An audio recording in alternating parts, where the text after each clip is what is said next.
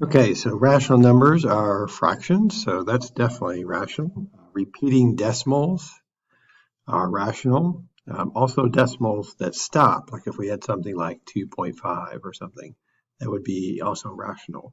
Irrational, that's square root of a non-perfect square. Cube root of a non-perfect cube would also be irrational. However, this one is equal to -2. You know, you can take the negative an root, odd root of a negative number and still get an answer. So that's nice and rational. So I would circle that answer. 2 to the 1/2 is the same thing as the square root of 2, and that is definitely in the irrational camp there. The decimal keeps on going. It doesn't repeat at all. So in this kind, there are 2 digits repeating. So I think we take the original number and kind of do the x equals 3.5. I'm just going to write a bunch of 6 2's. And then you would multiply by 100 because 2 digits are repeating. And so that would be 356.262626, etc. That eventually repeats. And then you're going to subtract, you get 99x equals, let's see, the second digit is a 6 for both of them, the third digit is 2. Those all cancel. 2 minus 5, so that would be 7. I carry that 1, so that would be 5 minus 3 is 2. And then 5 and 3, 5. And then you would divide by 99. Divide by 99. You basically have your answer, but it's decimal and a fraction. We don't want that, so we're going to multiply by 10 over 10 to get 3,527 over 990. So on these, I like to put the word kind of up above. So this one would be greater than, so x greater than -3, so arrow to the right. X less than or equal to 2, so close circle at 2 and arrow to the left. I go all the way to the end. And means we're looking for the overlap. So I only want the overlap. I don't want arrows on the end of this final graph. So my final graph is on the number line itself. Notice that's unattached. So I'm not grading that. Whatever is attached to the number line, I'll grade. You have open circle there, closed circle there, and everything in between would be graphed. Now you'd say the answer, and probably in terms of interval notation, it seems like more sense here. So -3, 2, bracket, parentheses. Or you could say -3 less than x less than or equal to 2. Either answer would be okay. So you want to simplify your answer. Don't leave your answer in that form. It can be written in a simpler way. Very similar problem here. So we're going to look at x greater than -3, x less than or equal to 2. Same kind of stuff up above. Or means anything solution. So not just the overlap, but anything over here. Anything over here is also a solution. So it ends up being the whole number line. The graph is the number line, and the answer is all reals. Or you could say from -infinity to infinity. So you would say it starts at -2, it goes on to infinity, always parentheses with infinity, and parentheses because it's non-inclusive, does not have an equal sign. This looks like from 0 to 8, bracket, parentheses. Okay, so 250. So off to the side, you want to do kind of a prime factorization of 250 or use your factor command on your calculator.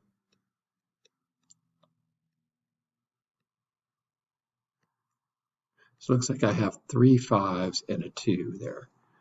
So that's helpful that I have 3 of something. I'm looking for 3 of anything. I have 3 5s. So the 5 is going to come out, but the 2 is left over inside of there in the cube root of 2 plus, let's see what 16 has. So 16, if you do that, prime factorization, 2 and 8, 2 and 4, 2 and 2. So I have a group of 3 2's and a group of 1 2 left over. So 1 2 is going to come out, but I still have a cube root of 2 inside. That's handy because now I have 5 cube roots of 2 plus 2 cube roots of 2. You have a total of 7 cube roots of 2. Here, there's lots of things you could do here. You could deal with the negative exponent first. I might do that. So we could write this as one big fraction, the reciprocal of, so 1 over 27a to the third to the power of 2/3 positive now. So the negative exponent just really makes everything flip it reciprocal. Okay, so now everything's being put to the 2/3 power. 1 to the 2/3 power is just 1, so the numerator is just 1. In the denominator, you're going to have 27 to the 2/3 times a to the, remember your power, you're going to multiply, so 3 times 2/3 is actually 6/3 or 2. So that simplifies nicely. There's a lot of different ways you could approach 27 to 2/3. You could think of that as, I'm just going to do it this way, just you can do it different ways. You can write 27 differently, so that's to the 2/3. You could write that as 3 to the third if you look at its prime factorization. So if you're kind of stuck, that's always a good way to go. Oh, well, that's not too bad. So that would just be 3 times 2/3 is 6/3 or 2. So it's 1 over 3 squared or 1/9 a squared, 1 over 9a squared. Here, there's a lot of ways to go as well. I might just distribute that -1 to all of the terms inside. That's okay because there's no adding there. So this would make this 4 to the -1, x to the +2, 3 to the -1, y to the +3. And now the negative exponents there will also be reciprocal of that one. So that would be, I guess you'd have 3 in the numerator now and 4 in the denominator. And you could have done that differently. You could have flipped the whole fraction to start with and then deal with the negative exponents on the variables. That would have been okay as well. Again, I'm just going to deal with the negative exponent first. I kind of like dealing with the negative exponents first. So 9/4 to the +1/2. And then we're going to, everything's being put to the 1/2 power. So that's 9 to the 1/2 power over 4 to the 1/2 power. I really hope you know what 1/2 power is in disguise. If you don't, we can just change the form square root of, so this is the second root of 9 to the first. This is the second root of 4 to the first. In other words, 1/2 power is really just square root in disguise. So square root of 9 is 3, square root of 4 is 2, and you got your answer. So expand means to multiply it out. We're going to kind of FOIL this. So first times first, that would be x to the first power. You add the exponents. 1/2 plus 1/2 is 1. If you do last times last, because different squares, that's really all to do, and this would be y. This one, you really have to FOIL this, right? Because that's what it's a binomial times a binomial.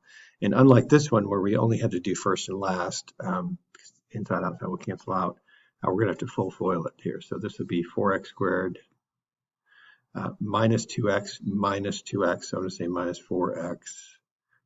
Then plus 1 when you add that one in. Don't forget to distribute that to all the terms. I sometimes change this to plus, minus, minus, plus.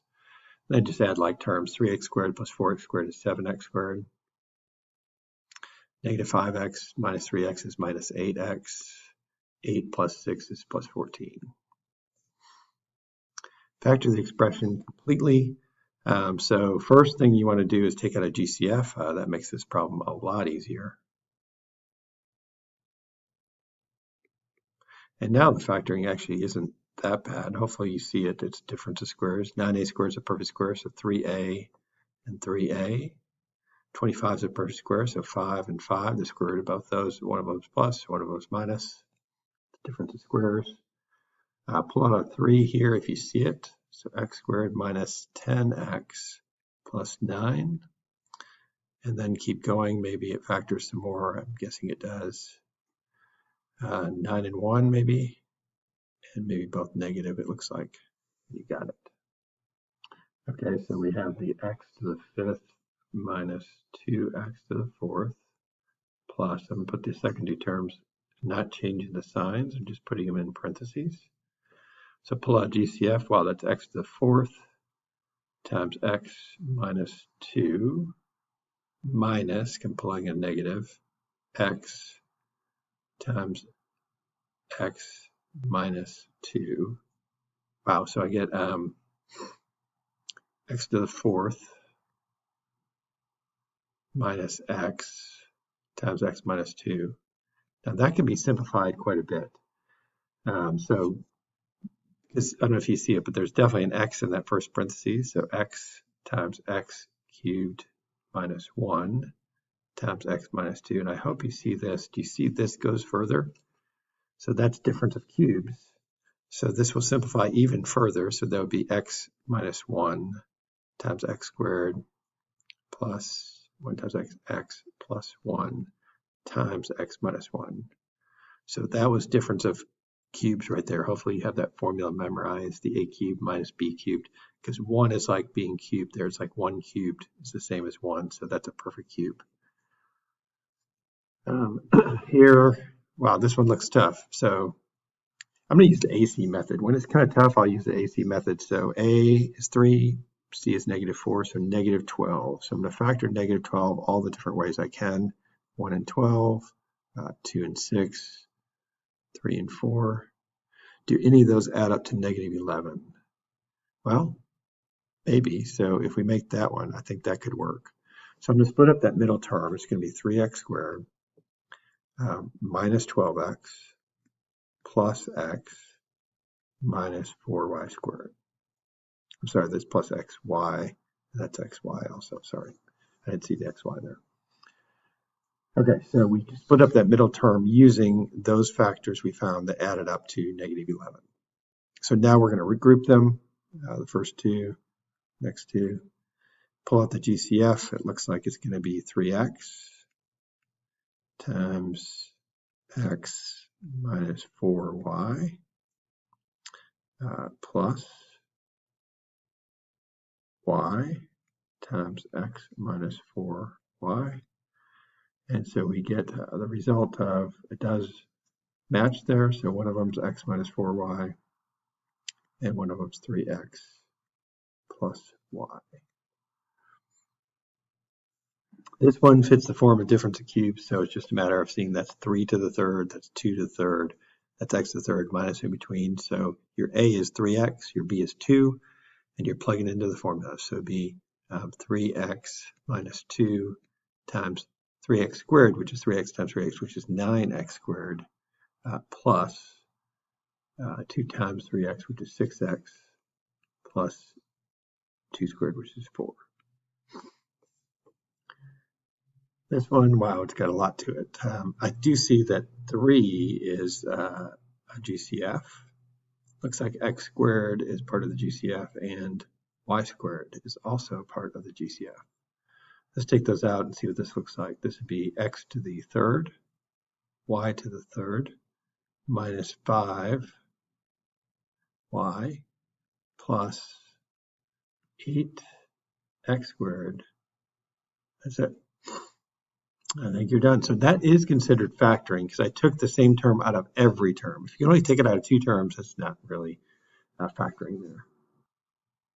So here I need the same denominator. So this one needs an x plus 3. There's a 3 there. This one needs an x plus 5. So I would have the same denominators.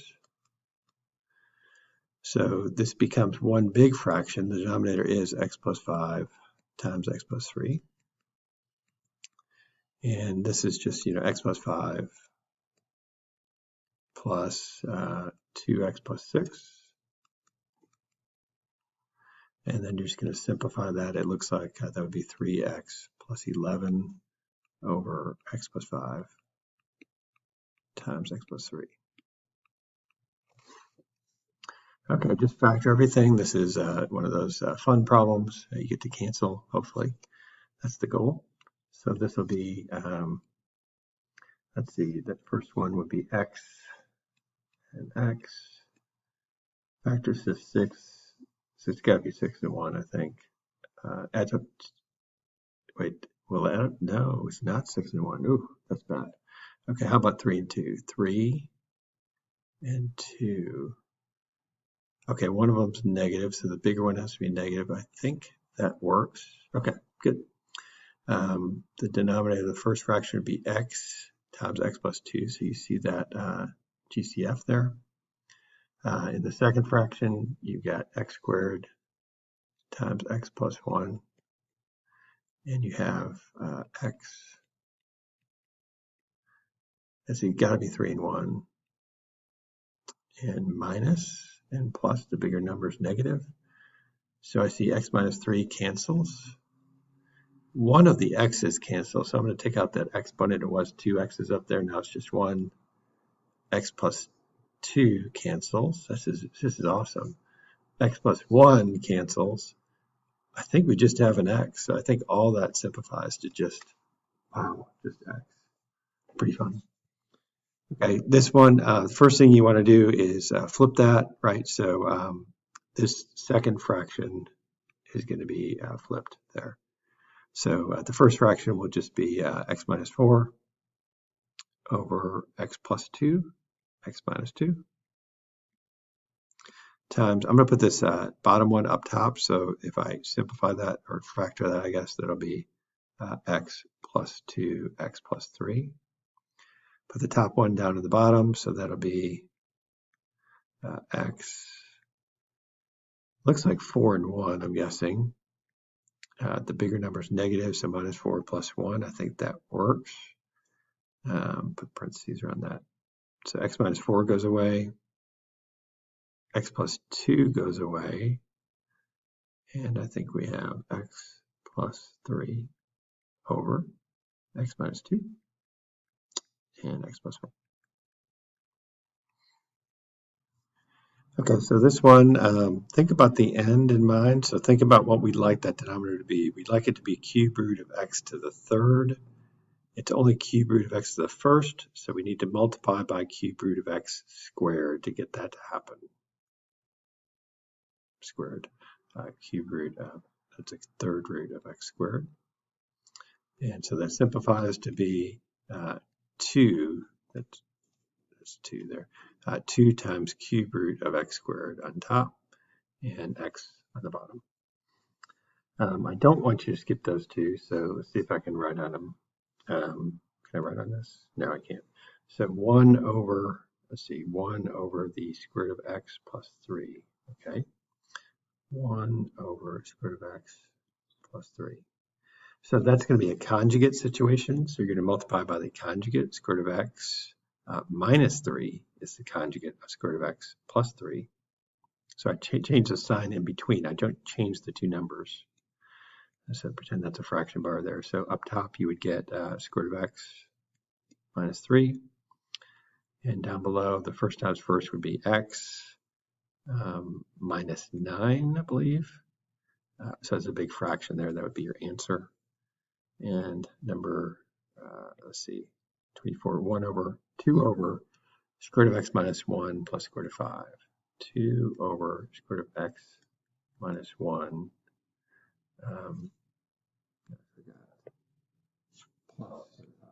Okay, so plus square root of 5. Okay, so this is going to be, we're going to multiply by the conjugate here. So not equals, we're going to multiply by the conjugate because we've got a binomial with square root. So square root of x minus 1. I'm not changing the sign inside of there, changing the sign in between the two terms. So really neither of the two terms actually change. That's all under the radical minus square root of 5. Okay, so in the denominator, you're going to have x minus 1 minus 5. Or in other words, the denominator is going to be x minus 6. Numerator is just going to be 2 times square root of x minus 1 minus square root of 5. That would be fine to leave it like that. Find the domain. So really, I'm just looking at that denominator. If you can factor that, that'll make a big difference here. So x and x, I think 8 and 1, minus and plus. So all reals, but x cannot be 8 or negative 1. Here you take whatever's, because it's a square root, whatever's in the underneath the radican there, because it's an even root. You say, well, that has to be non-negative. So 3x plus 1 greater than or equal to 0. Just subtract 1 to get 3x greater than or equal to negative 1. Divide by 3x greater than or equal to negative 1/3.